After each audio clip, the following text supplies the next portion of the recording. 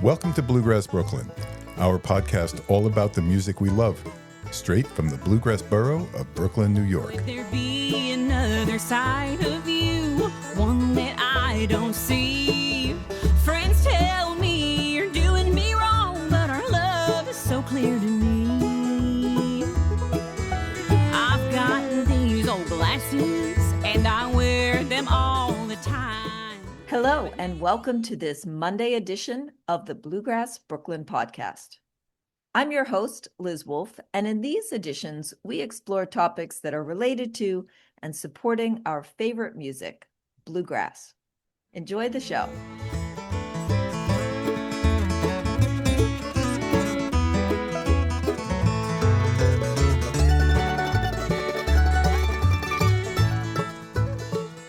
Well, hello and welcome to Laura Orshaw, a vocalist and fiddler and much talented woman of many skills in the music world. So welcome and thank you for being here with us today. Thanks so much for having me, Liz. I'm really excited to be able to spend some time together.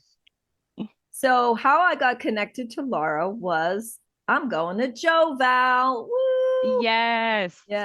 And I saw that Laura was the artist in residence. And that's quite a position of honor, would you say? Yes. Hard-working position of honor. Tell us how it came to be that you are the artist in residence of Joe Val. Well, I think this is actually the first year that Joe Val Festival has had an artist in residence. And it seems like it's going to be something we'll incorporate every year as just an exciting piece to have somebody who has a connection to the bluegrass world and a connection to the New England bluegrass world in particular, working with all of the offerings of the festival. So as part of what I'll be doing with Artists in Residence, I'm playing with several of the local stalwart bluegrass bands that are performing this year, including the Reunion Band. There's a set called, I think it's a Joe Val tribute set, really, with Joe Singleton, a wonderful singer from the New England area. And he's put that group together many times. And it's very special at the Joe Val Festival, of course, honoring Joe Val's memory and all that he did to really build the New England bluegrass scene. And then I'll get to sit in with some of the other traveling bands too, and also be a part of a panel discussion being led by Jen Larson, historian and musician herself, who lived in New York City for many years. And she's doing a lot of research right now in preparation for writing a book on Hazel Dickens. So I get to bop around and do all of the fun things with all of the fun people. And I will be very tired at the end of the week. But that's always the case. I'm really honored to be the first artist in residence. And I think I lived in Boston for about 12 years. And I worked in town, played music with many local bluegrass bands, went to the Cantab every week, and then got to see Lily Pease and some of the other real hot spots of the community and be involved with the amazing Berkeley music program in town.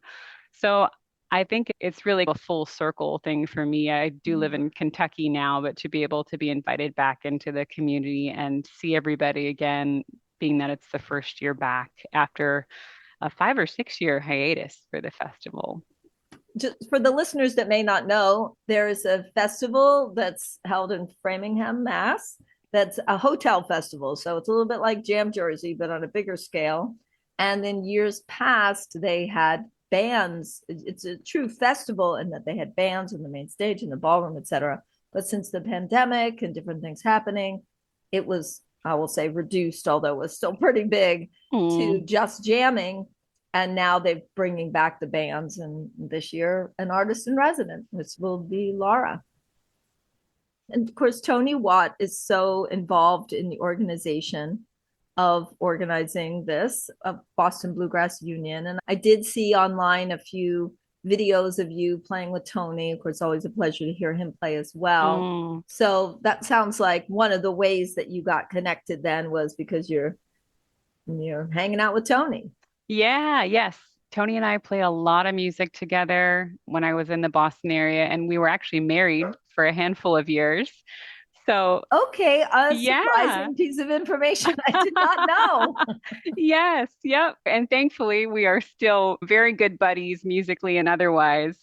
But yeah, it's been really cool to see him grow. And he has a great history of performing and a lot of teaching right now. Yes, So yes. it's been fun to be able to follow him through all of that. And then it's going to be such a big celebration for the BBU board, everyone involved, and all of the local community and beyond, the folks who travel in, to be able to be a part of this event. There's just so much happening. I mean, the lineup, including the Del McCurry band and all of the local favorites, of course.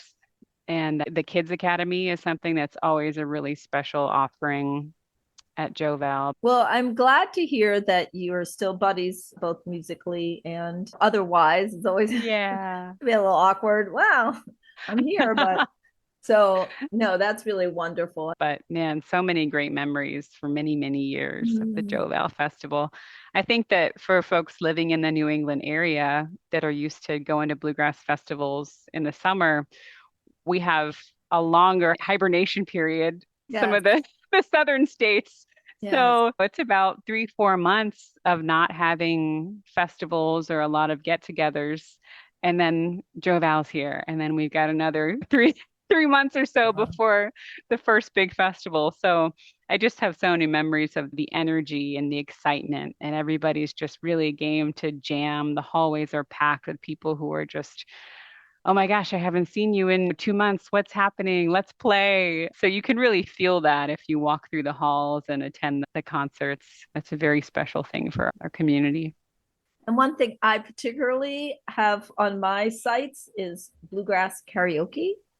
So I need a video of me playing with those folks for I sure. know. I just want to read off the name. Allison Brown, Stuart Duncan, Missy Raines, Matt Flinner, and Michael Daves are going to be our karaoke band. I And that's mean, another new feature too, this Joe Val All Stars concert and workshops on Thursday. The festival used to not start on Thursday. And All Star Concert Jam Workshop model is one that came up over the past few years when the festival was in its size down. But they thought, oh, well, that was kind of fun. Why don't we do that on Thursday and just get everybody excited? And whoa, they're doing it. yeah, yeah, that's so great. Well, I know they did the workshops last year. So those are for anybody that's listening that might not know about that yet. So on Thursday, you have the opportunity to have some lessons with these really amazing people. So I think $50 and it's 3 hours and it all goes straight to the musicians. So that's really great. And that's quite a lineup. Three of those people, by the way, have been on this podcast. We've had Allison Brown on, we've had Missy Raines on, and we've had Michael Daves on. So I'm looking forward to that. So you went from Boston to Kentucky, you said. And Yeah. what was the inspiration for that move? Well, I had been, I don't know, probably for 7 years or so, I was touring with bluegrass bands that were mainly out of the southern states, North Carolina and Tennessee and Kentucky, or some of those hot spots. So I would be at Boston Logan Airport every Thursday and every Sunday or Monday, going back and forth. I played with Alan Bybee in Grasstown for a few years, and then also with the Poe Ramblin' Boys. So I spent a lot of time traveling out of Boston and got to know some of those areas. And when I was ready to leave Boston, I thought, well, it'd be good to be closer to the hub of where I'm traveling with out of music, not to spend my whole life in the airport. So I went to Nashville for about a year and a half, and there were so many people there too, folks that I knew from Berklee College of Music. There's a little bit of a pipeline of folks who are in Boston going to school and then want to spend some time in Nashville. So it really felt like I already knew my people, had my people in town. So I was there for about a year and a half and then was just ready to get out of the city. So I'm living in a small town outside of Louisville, Kentucky right now, and my backyard backs up to a state park. And That. I'm just enjoying nature and having a little bit more time and space to myself, not doing quite as much touring, but working on an album with Dark Shadow Recording and also playing some music with a great mandolin player, Michael Pruitt, and also just hanging out with my dogs and enjoying being home a weekend here, here and there. Well, you have a busy schedule from touring, but you also do some teaching, I understand.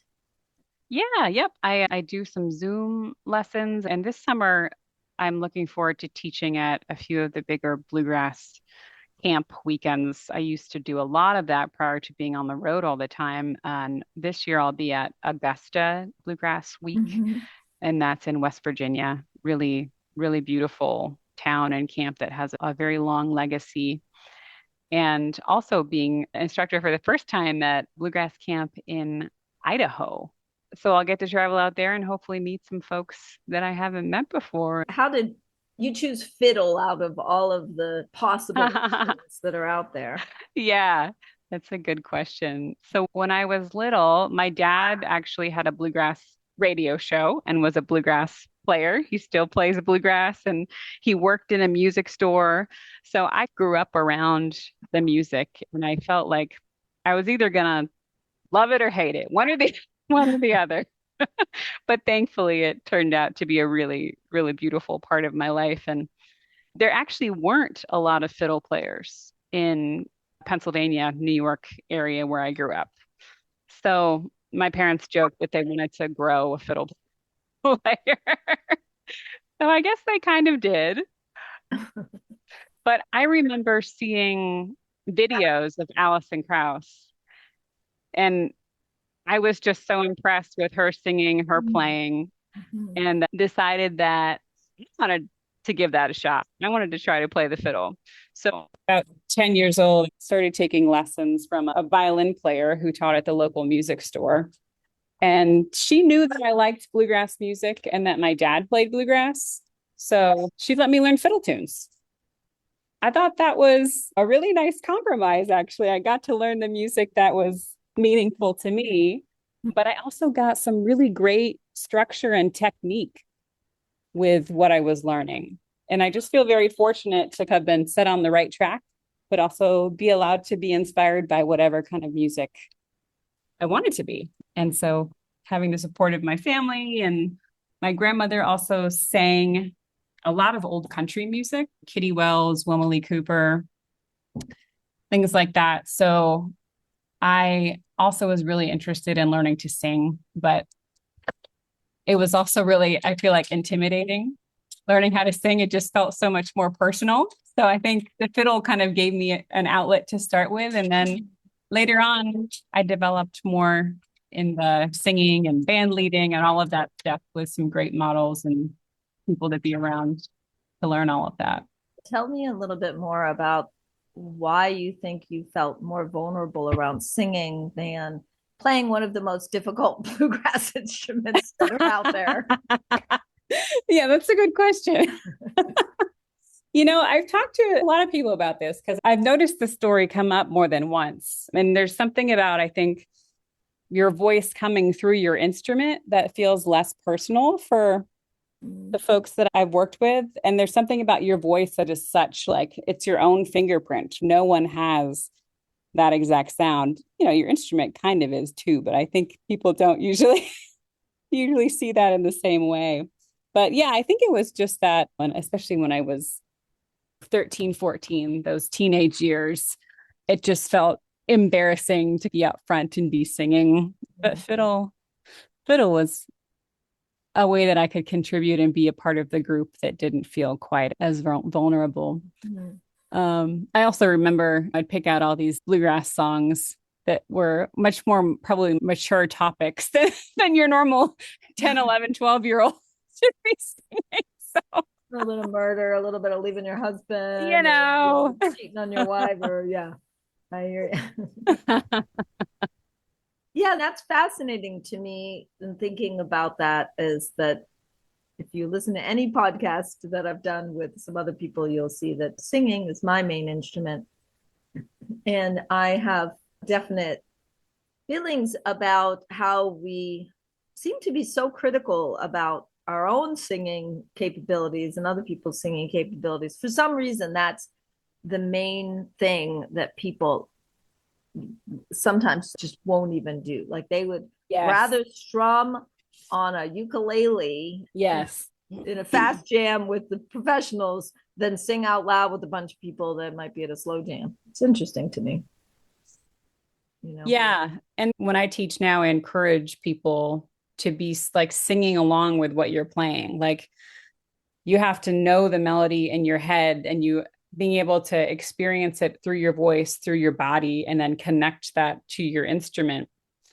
People learn things at such a more deep level when they're open to doing that, sing the melody, hum the melody of the song that you're trying to learn, and then be able to connect it with your fingers and your arms and your hands. Because the fiddle is one of the more awkward instruments. You don't walk around in the pose of a fiddle. No. There's a lot to juggle there. So yeah, I definitely would encourage folks, even if you go through those embarrassing teenage years like I did, or if you're just starting singing and you're just embarrassed because you're not used to it, I think it's a great way to develop your overall musicianship is to use your voice. And I think in bluegrass music too, the real thing that always drew me is the singing and especially the harmonies. And to be part of that, it's a very magical experience to be a part of this multi-person arranged harmony part. Mm-hmm. And if that's a goal to go for, man, it's a great payoff. Yes. And, you're bringing up for me a thought that in some ways, bluegrass harmony is very restrictive. Like it's a tenor and a lead and a baritone, and it's either a low tenor or a high tenor, and there usually can only be 3 people. Yep. It's not like the whole band's just like, let me just sing whenever we want.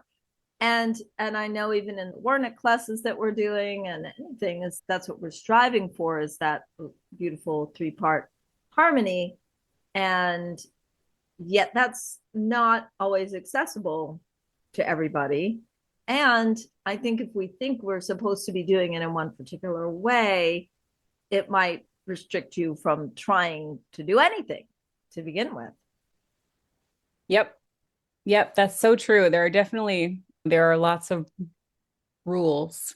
I think in the bluegrass jamming, the bluegrass band, there's these things that you got to know, the unspoken rules, and with harmony singing too. But they create this, really, really unique thing that is what makes it sound like bluegrass. But also I say many of those rules are made to be broken. But you got to know them first. You got to know what makes the structure sound like it does, and then choose, well, what if I pull this note up here, or what if we try it with 2 parts under here? So I think finding people that you're comfortable with, that are able to go through those experiments with you, that is always one of the most fun parts for me of preparing for a recording or learning a new song, is say, hey, would you sing this with me? Could we try this or that out? It's kind of a nerdy thing, but I find it to be really fun and satisfying. And then you start knowing where those boundaries are, what works for you personally, what works with a small group of people locally that you might sing with again. Like if you find something that works well within your little jam circle, then it's like, oh, well, that's going to be my starting place for the next song we try. Mm-hmm. So it's all this stuff that you kind of got to experiment and figure out, add to your toolbox. So before we got on, you were describing yourself as a vocalist and a fiddler, but also you do some country, classic country in that intersection. So what style do you bring to your music, would you say?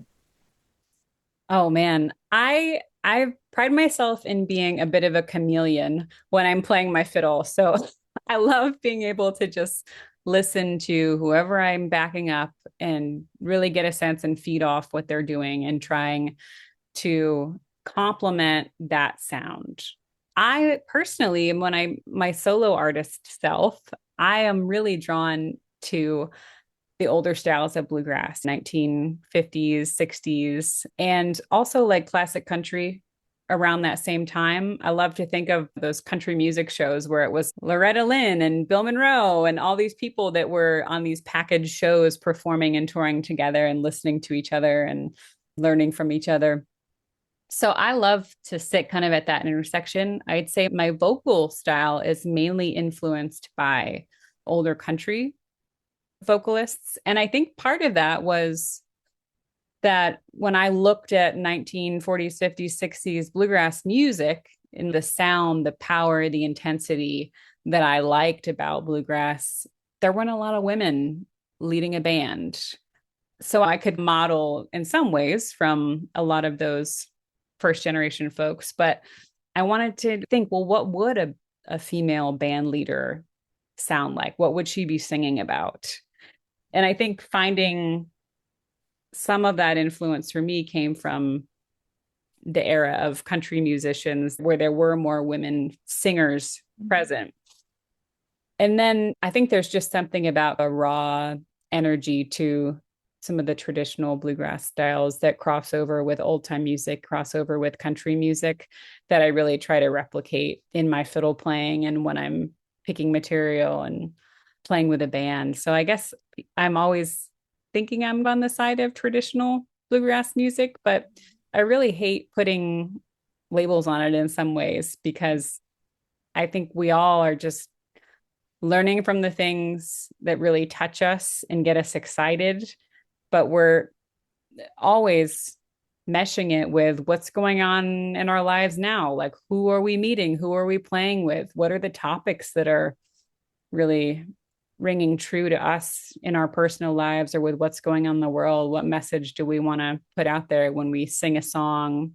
So I really am a proponent for the evolution of traditional art forms and not the war between who's the most traditional and who's the preservationists and who's the modern, Yeah, interesting that there were women country singers that somehow country evolved to embrace women more in the beginning than bluegrass did.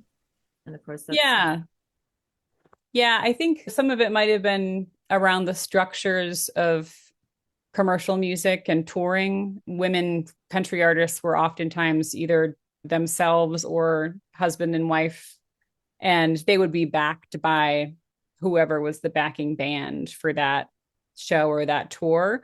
Whereas bluegrass musicians, it was a 4 or 5 piece unit that all had to travel together, and the logistics of that, back in the day, women wouldn't be traveling with a group of men unless it was their brother or their husband or a family band or something like that. So who knows? A lot of things going on at that time that really made it probably difficult for women to be, bluegrass being such a commercial music too. I mean, the roots of bluegrass music, and people think of bluegrass music being, just you're sitting on your front porch and it's so down home. But it really started off as a perform music on stage for audiences. It has a lot of influences from music that was more of a social music played at home, not performed. And a lot of the people in the first generation of bluegrass do cite their mothers more than anything of introducing them to music, playing music around the house, singing around the house, singing ballads or other material that then got brought in. But you don't really see them in those early recordings and you don't know their names. So I think I was always very curious about some of those influences, trying to imagine myself back then and what I was inspired by listening to, and use that just as a jumping off point for who I wanted to be as an artist. So what's interesting is you ended up eventually singing in a band called the Po Ramblin' Boys. And of course, you're not a boy. I looked them up and they are now all boys. Yes. Yeah, I got so many questions about that when I was in the band. Yeah. And we actually had a conversation about whether we should change the band name or not. But I almost saw that like the band name is its own independent thing. Like it's not like it represents all of us individually. It's that hearkening to tradition of the blah, blah, blah mountain boys, blah, blah, blah, whatever. Yeah. But I also kind of liked the surprise factor because I still think that's really more prevalent than it should be in bluegrass music. And especially with very traditional bluegrass bands, I still don't see a lot of women in very traditional sounding bluegrass bands. There's a lot of women in the industry now, but I do oftentimes see them more in kind of styles that are melding a lot of other influences, and that really hardcore traditional sound still seems to favor a lot of all men. And so I really did like that it was kind of a surprise factor, like announce the band, and then here's a woman taking equal position with all of them. And this very like, I think that the style of the Po Ramblin' Boys, it was a very fast, aggressive, masculine sounding band. But I would bring in material, a Hazel Dickens song called Ramblin' Woman, you know, just like, oh, hey, sometimes we want to ramble around the world too and see things. And also another song, Old Time Angels, is talking about all of the murder ballads in bluegrass music where it's always the girl that gets killed off somehow. But just another perspective of it is like, it was a little bit tongue in cheek, but we're coming back for you. So I think I was able to really stay true to the energy of that style, but just provide a different story, a different voice. But there were still a ton of challenges in touring. In every band I was in, I think in my 10-ish years of touring on the national scene, I was the only woman in the band for all but 3 months of those 10 years. Wow. And a lot of different range of folks' comfort with that, feelings about that. So it brought up a lot of different things. And for a long time, I really wanted to represent and be on stage in those traditional bands and be having some of the more difficult conversations with other bandmates or band leaders that might not know how to handle certain situations or see things in a different way. But I a lot of times got comments from young women watching the shows, or just anybody like, oh my gosh, it's so refreshing to see a woman on stage, and I love your playing and you really hold your own. So, you know, you get all that kind of feedback, and good and like, okay, well, thank you. I'm not so sure how that was. Yeah, right. You hold your own, meaning I wasn't expecting that. But why weren't you expecting that? Would you ever say that to a man fiddler player? Wow, you hold your own up there. You wouldn't. And that was actually to lead me to my next question. With I think it's just getting faster and faster and faster. Yeah. I think with any skill like this, where you have to spend a lot of time by yourself working on something for hours and hours and hours. And then part of it is like this kind of performing, even if it's just jamming, about can you do it in front of people or on stage or whatever. There's a lot of ego that has to go into that in order to spend so much time working on something. And so I find that many musicians, even ones who are really humble, beautiful people who are very inclusive and supportive, we all have to have some ego of some level to be able to do what we do and get good at it and put ourselves out there in that way. And so I think there is a tendency a lot of the time when that shows up in a group setting for people to show their ego in a way that is more aggressive or shutting people out, or this kind of weird messaging of, oh, well, I don't want you in the circle. I'm going to put my arms up and say, oh yeah, we don't have space, or or just needing to feel like, well, I'm the best at what I do. So there's something that I think, consciously have to do to tamp that down. So we need to fight against that. And then certain friend groups, circles, cultures, I think that's the norm that you might see. But especially for myself, I can be in those kind of environments, but I don't really thrive in that environment. I don't have fun in that environment. And I want to have fun when I'm playing music. You know, like I want to do a good job. I want to challenge myself sometimes. And sometimes I want to challenge the people around me to do things that are beyond our capability or learn something new. But I don't want to do it in a way where I'm not going to be having fun and it's going to be putting down other people or not being supportive of other people. So I think that having some conscious spaces for that, especially for people who are just coming into the music, is really helpful. But yeah, I just think working towards shifting that culture is something that we're always going to have to think about as people who put a lot of time and energy into this really individualized thing and then show up in a space. Yeah, it's really fascinating because I do think that ego would drive a person's reason. It would be a good reason to practice, is because it's important to you to be good. Yeah. I mean, obviously, I always want to get better. And at the same time, it's like what you said, if it's not fun, what's the point? We should be doing it because it's fun and enjoying it. Yeah. I think we just do so many things in our lives that really aren't that much fun, right? Yes. Yep. But I'm at a space now where it's very important to me that when I do music, it be enjoyable. And sometimes that means, yeah, I don't want to work on X, Y, and Z, but I want to work on this other thing. And I get so much more out of it because when you're enjoying something, I think you can usually progress through it quite quickly. Not that you don't have to like pay attention to certain things in your development that are going to hold you up. You really do have to put time into things that are not fun sometimes, but Yeah. really keeping that goal on this is supposed to be a fun way to connect with other people or to connect with the music. And that's the end goal. That really keeps you in it rather than not wanting to do it so much because there's these folks that were really grumpy in this jam and made you feel unwanted or I sound terrible and I can't bring myself to practice this thing. So really have to keep that motivation going through focusing on that positive part. Well, in other news, you have some music that just came out. Yeah, yep. Been out for a couple months now, but I just started working on my second solo project with Dark Shadow Recording. I've got one out from a few years ago that I was really happy with and got some great radio airplay on. And so I've got 2 new songs out for the second project now.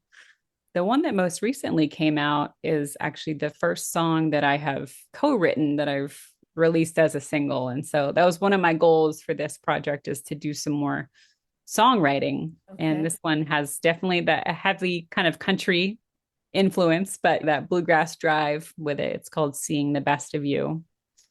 And a kind of funny story, but it started out as just a silly kind of songwriting exercise. I was talking with Josh Wrinkle, who's a guitar player who also played with the Poe Ramblin' Boys. And he wrote most of the songs for that band over his 10-year span there. And I said, how do you just kind of force yourself to write? Like, how do you I feel like I felt like I had to set aside a whole weekend of writing retreat and have everything just right. Get your tea out, have just the right notebook. This and all of the things had to be in line. And he said, in the country somewhere, in a retreat center or something. Yeah. Yeah. And he can write. I mean, things come to him anytime in the day, any inspiration. And a lot of things that he writes are just silly things that happen and then they go nowhere. But that's the kind of mindset that he is always in, always taking it in and always writing things down. And then just any kind of space or time of the day, he can write a song in. So he said, okay, we're going to write a song right now. Just pick an object, the first thing that comes to your mind. And I said, okay, glasses, because I wear glasses. I've worn glasses since I was 7 years old. They were right on my face. I said, okay, glasses.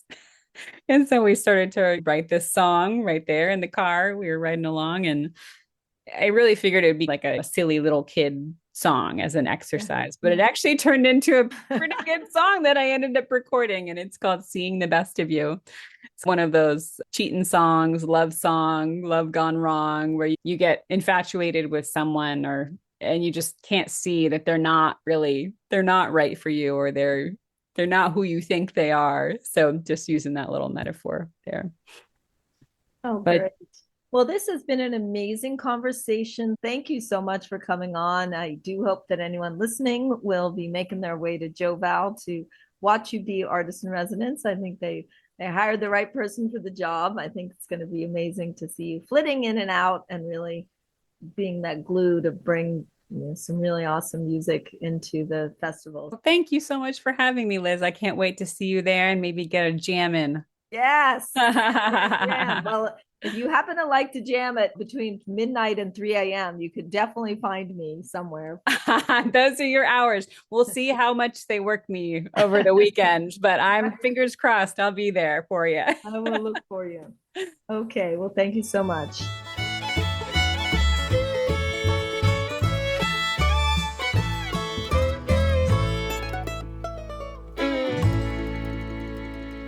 Thank you so much for listening. Again, my name is Liz Wolfe.